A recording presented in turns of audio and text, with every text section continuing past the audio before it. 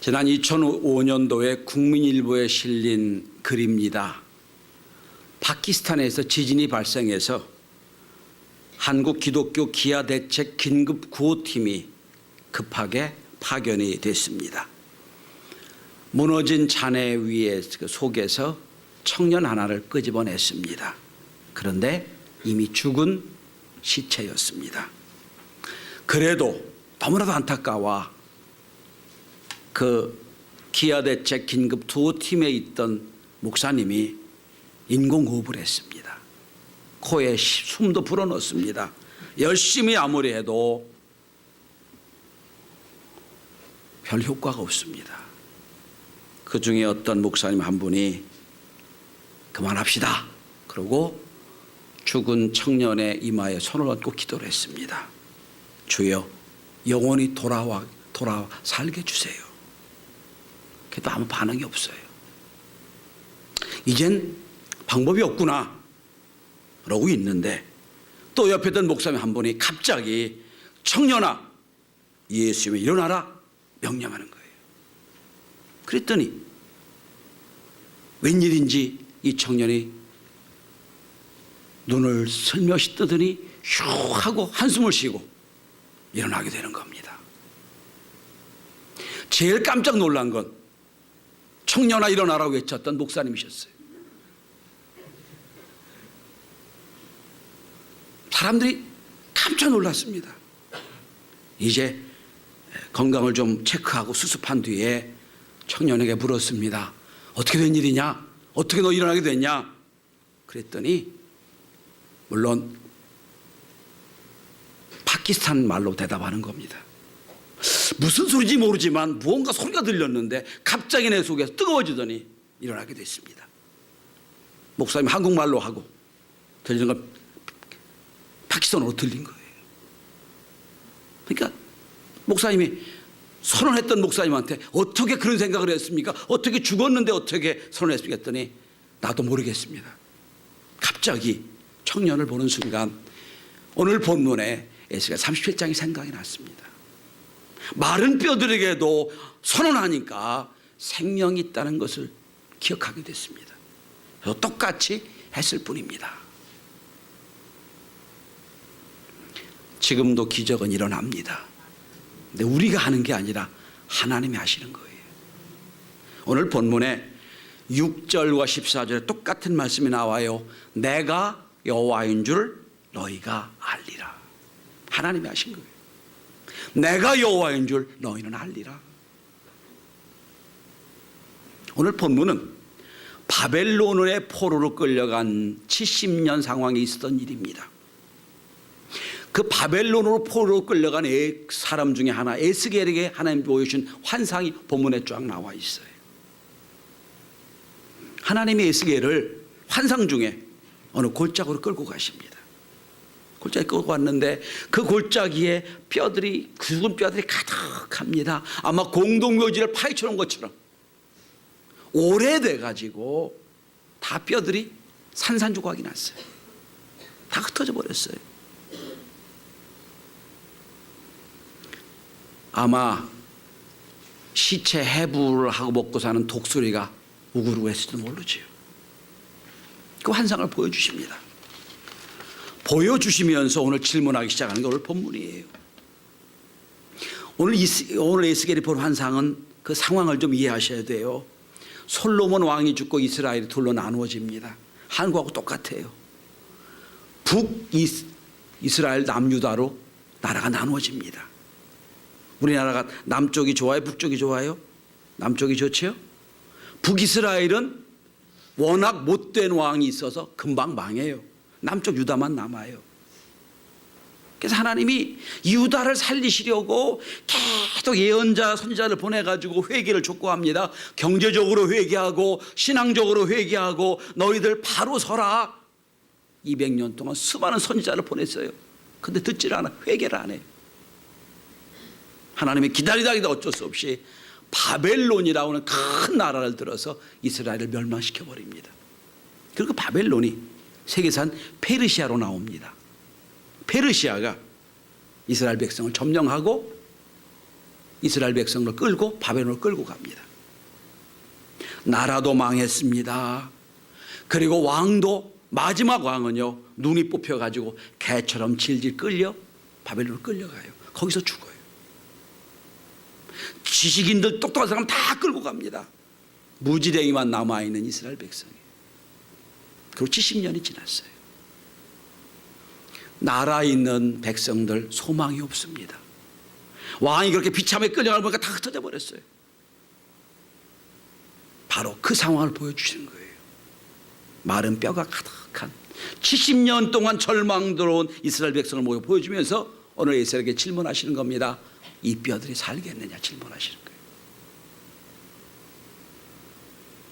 성도 여러분, 뼈가 나둥구로 뼈가 산산조각이 나려면 이미 죽었다는 게 전제가 되고 죽어도 오래전에 죽었다는 게 전제가 되는 거예요.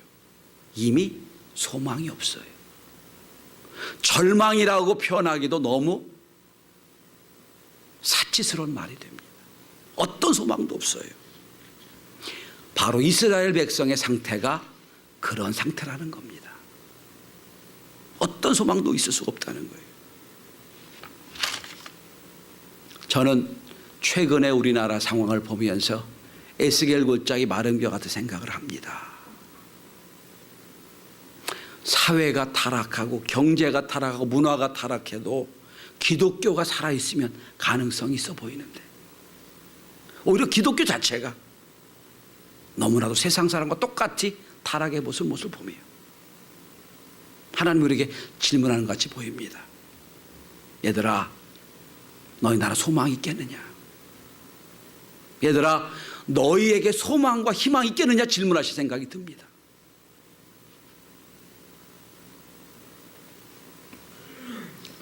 작년 이맘때쯤, 작년 1월 첫 주에 제가 그런 메시지 전한 적이 있어요. 유라굴라 광풍 속에 있는 우리들을 모습을 들은 적이 있어요. 소망이 있겠느냐? 똑같은 말씀을 드리고 싶어요. 도대체 이렇게 절망밖에 없는 희망이라고는 어떤 눈꼽만큼도 없는 이스라엘 백성들에게, 아니 우리 민족에게 하나님이 어떻게 소망을 줄 수가 있느냐? 오늘 우리 시대에 우리가 어떻게 소망이 되겠느냐? 말씀을 함께 나누는 은혜 받기를 원합니다. 첫째는 현실을 깨달아야, 현재를 알아야 희망이 보입니다. 누가 봐도 이 자리에 희망이 안 보여요. 마른 골짜, 메마른 골짜기에 마른 뼈만 가득합니다.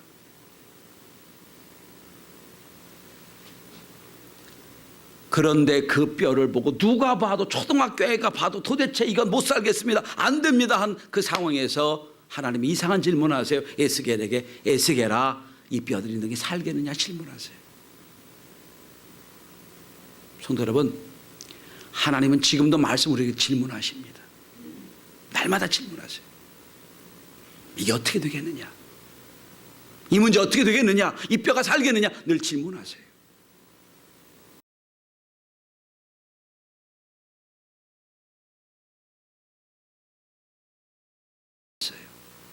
직업이 없잖아요.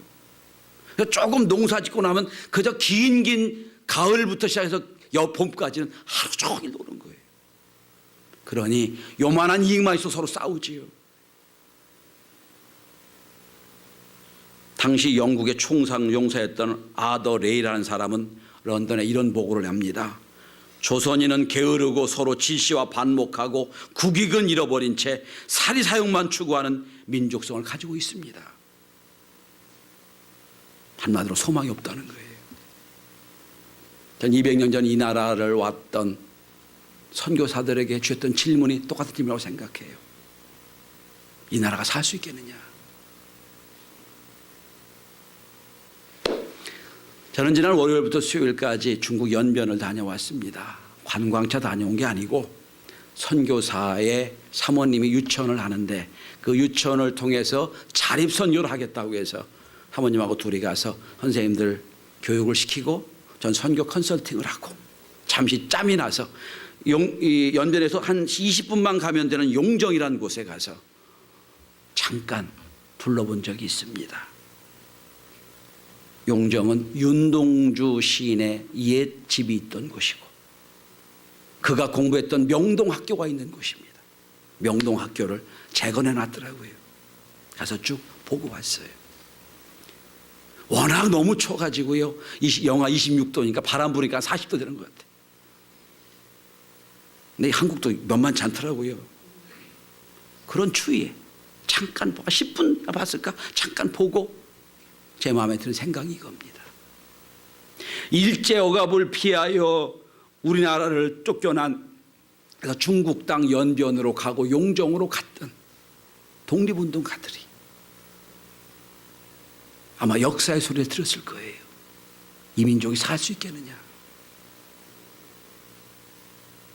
이미 나라는 끝났고 어떤 소망도 없는 그들에게 역사가 소리쳤을 겁니다. 이 민족이 살 수 있겠느냐. 전 그 소리를 듣고 왔습니다. 선구자란 노래 아시죠? 일송정 푸른 그죠? 해란강에 말 달리던 선구자. 그 지역을 보면서 저도 그 소리를 들었습니다. 과연 이 나라가 살 수 있겠느냐.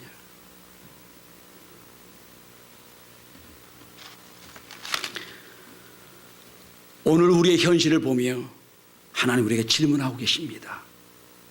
이 나라가 살 수 있겠느냐? 이 뼈들이 살 수 있겠느냐? 너의 가정이 살 수 있겠느냐?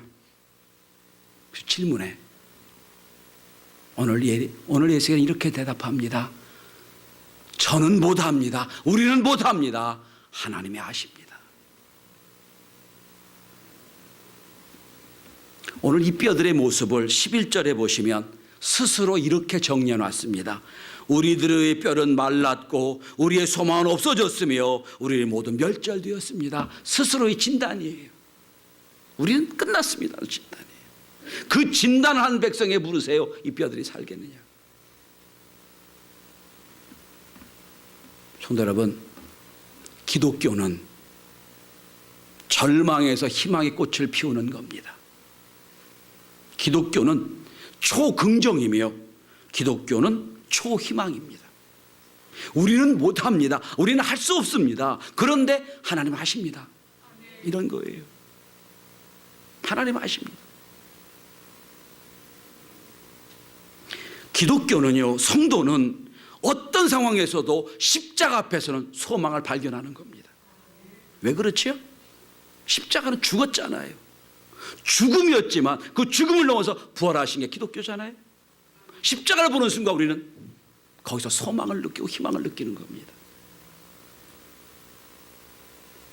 오늘도 에셀에게 질문하세요. 이 뼈들이 살겠느냐? 우리는 못합니다. 우리 힘으로 안 됩니다. 하나님은 하실 수 있습니다.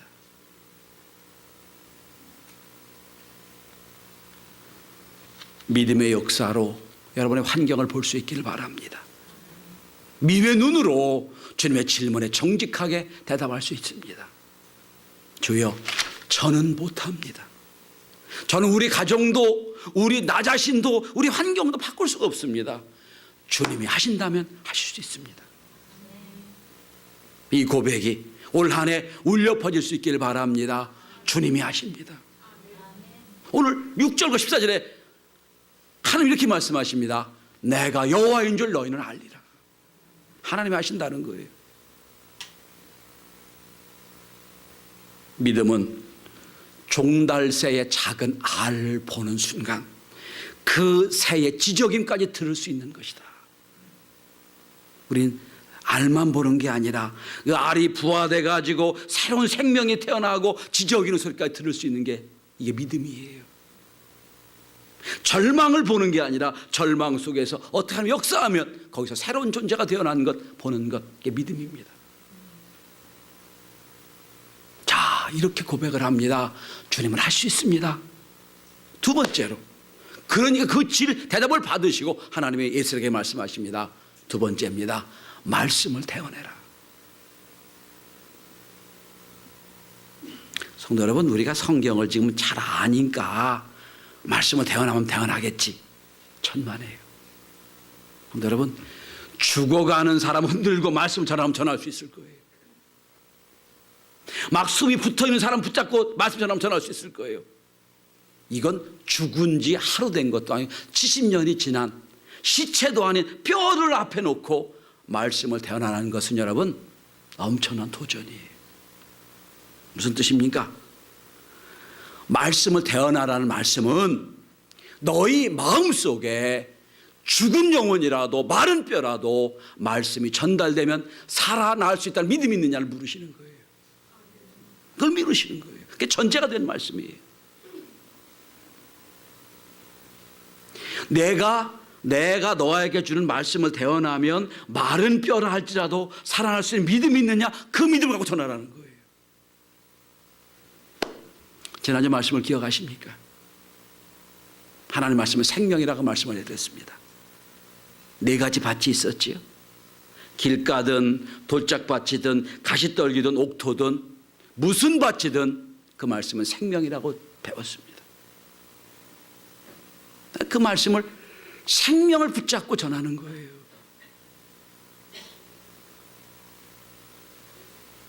예수님 죽은 지 사흘 되는 나흘째 되는 나사로와 무덤 앞에서 말씀하십니다. 나사로야 일어나라.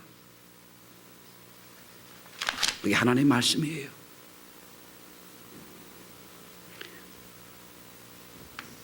백부장의 딸이 죽었습니다. 그 죽은 소녀 앞에서 하나님 예수님 말씀하십니다. 달리다고 일어나라. 죽은 영혼이어도 말씀이 전달되고 들려지면 살아난 역사를 경험하게 될 겁니다. 하나님 말씀은 살아 있습니다. 그 말씀이 나에게 전달되기만 하면, 그 말씀이 내 삶에 움직이기만 하면 새로운 존재로 변화되는 걸 믿으시길 바랍니다. 그러니까 성도 여러분, 소망이 없는 게 문제가 아니고요, 마른 뼈가 있는 게 문제가 아니고요, 내한테 그 말씀에 생명이 있으면 믿는 믿음이 문제예요. 믿음이 있길 바랍니다.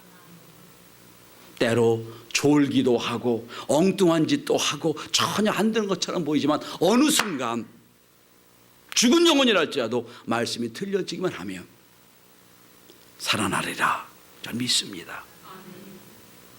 어제 선생님들 교사 세미나를 했습니다. 똑같습니다. 선생님이 말씀을 전하는 것은 내가 전하는 게 아니라 사랑의 하나님의 말씀이 전달만 되면 변화되리라, 이 믿음 갖고 전하는 거예요. 그래서 자꾸 여러분 말씀을 대면할 수 있길 바랍니다. 자꾸 말씀을 대면하세요. 그럼 죽었던 내용이 살아난 역사가 있게 될 겁니다. 그래서 자꾸 말씀을 들으라고 하는 거예요. 그래서 믿음은 들으면 생긴다고 하는 거예요. 자, 오늘 본문에 보십시다. 말씀을 대언합니다. 여러분 오늘 4절 한번 보십시오. 너희 마른 뼈들아 여호와의 말씀을 들을지어다. 5절입니다. 주 여호와께서 이 뼈들에게 이같이 말씀하시기를 내가 생기를 너희에게 들어가게 하니 너희가 살아나리라 그랬습니다. 그래서 7절입니다. 이에 내가 생명령을 따라 태어나니 태어날 때 소리가 나고 움직이며 이 뼈 저 뼈들이 들여맞아 뼈들이 서로 연결되더라. 70년 동안 말라 빠진 뼈들이 가득합니다. 그 뼈를 앞에 놓고 말씀을 태어납니다. 뼈들아 살아나라. 미친 짓 같이 보이죠. 말이 안 되는 얘기잖아요. 근데 에스겔은 믿음이 있어요. 하나님의 말씀이니까 전했어요. 전했더니요 말라 빠져서 흩어졌던 뼈들이 촥촥촥촥 맞았습니다. 저는 한번 그림을 봅니다. 이야 대단하겠다 생각이 듭니다. 뼈가 촥촥촥 맞아집니다. 그리고 힘줄도 생기고 막 살이 उप혀서 사람이 됩니다. 전혀 상상력이 없으신가 봐. 상상하면 이게 대단한 건데 이런 일이 벌어질 수 있는가. 쫙 큰 군대가 됩니다. 이러면 아멘 해야 되는데 타임을 못 맞춰 저렇게 쫙 큰 데가 됩니다. 이거 엄청난 얘기예요. 있을 수 없는 얘기잖아요. 여러분. 말이 안 되는 말씀이에요. 저는 에스겔이 그 상황을 얼마나 가슴이 뛰게 보았을까. 이게 말씀이구나, 이게 역사구나 하지 않았겠어요? 여러분? 구한말에 한국에 왔던 선교사들이 이 뼈들이 살겠느냐 똑같은 질문했을 때 주님 하십니다 했을 때 열심히 선교했더니 여기서 뭐가 나타났어요 여러분? 선교사가요 한국에 가서 세례 주려고 했으니까 이미 다 예수 믿어가지고요 세례만 주고 선교를 끝냈어요 여러분. 자생적으로 여기서 기독교가 생겼던 거예요.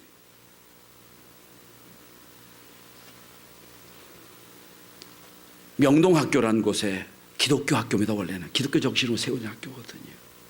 나라가 망했을 때 우리 선배들이 우리 독립운동가 했던 거 두 가지밖에 없어요. 교육과 믿음밖에 없다. 이거로 다시 한번 세워지는 거예요. 자, 큰 문제가 됩니다.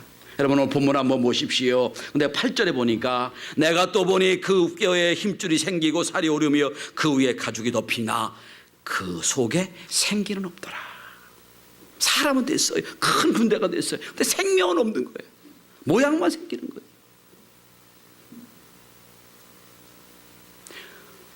오늘도 많은 성도들이 살아났어요.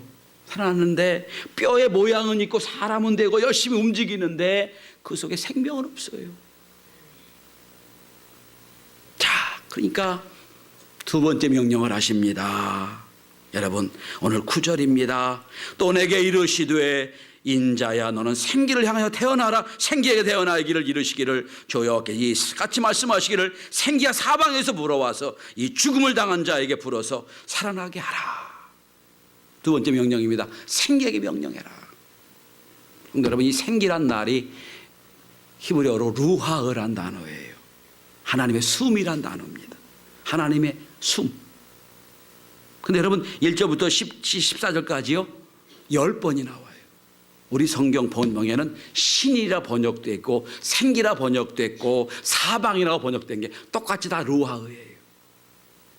다 이게 뭡니까? 성령이에요. 성령과 생기와 루하흐는 같은 단어예요. 마지막으로 이 민족이 살 수 있고 이 뼈가 살 수 있는 게 뭡니까? 성령을 불어오라는 거예요. 성령을 전하라는 거예요. 여러분 예수님이 부활하셨습니다. 부활을 못 믿고 부활을 보고도 못 믿고 옛날 업으로 돌아갔던 베드로 둘이 만나셨잖아요. 만나셔가지고요 사명을 주세요. 땅끝까지 내 증이 되리라. 그런데 마치 뭐와 같냐면 큰 군대인데 생기 없는 군대였어요. 어떻겠습니까? 오순절 날이 지나서 성령이 충만하니까 새로운 역사가 있더랬죠. 그게 오늘 본문의 말씀이에요. 성령의 역사가 나니까 새로운 존재가 되는 거예요. 자, 오늘 본문에 보시면 이 본문은요 죽음이란 단어, 무덤이란 단어와 살아난 단어가 연결되어 있어요. 하나님의 역사가 뭐냐면 오늘 본문에 13절에 보면 내 백성들아 내가 너희 무덤을 열고 너희로 거기서 나오게 하리라 그러거든요. 무덤을 연다. 무덤이 케베르란 단어입니다. 닫힌 곳, 절망의 장소에서 너를 끌어내는 게 내 하는 일이라는 거예요. 그러니까 무덤부터 시작해서 살아나는 역사까지가 성령의 역사예요. 자, 무덤에서 죽은 자를 살리는 가운데 뭐가 있냐면 성령의 역사가 있는 거예요. 그러면 성령의 역사와 무덤 사이에 가운데 뭐가 있냐면 말씀이 있어요. 죽은 자가 말씀을 통하여 거듭나고 회개하고 그리고 거기 성령의 역사가 있으면 극히 큰 살아있는 군대가 되는 거예요. 그래서 5절과 6절, 9절, 10절에 똑같은 단어가 나옵니다. 살아나리라, 살아나리라, 살아나리라, 살아나 일어나리라. 무덤을 보고 말씀하시는 거예요. 지금은 죽었지만 소망이 없지만 살아나리라, 살아나리라, 살아나리라. 뭐로? 생기로. 여러분, 전 우리 교회가 이 나라 이 민족이 이런 역사가 있길 바랍니다. 무덤만 보지 말고 성령의 역사가 있으면 살아나리라, 살아나리라, 살아 일어나리라, 지킨 군대가 되리라.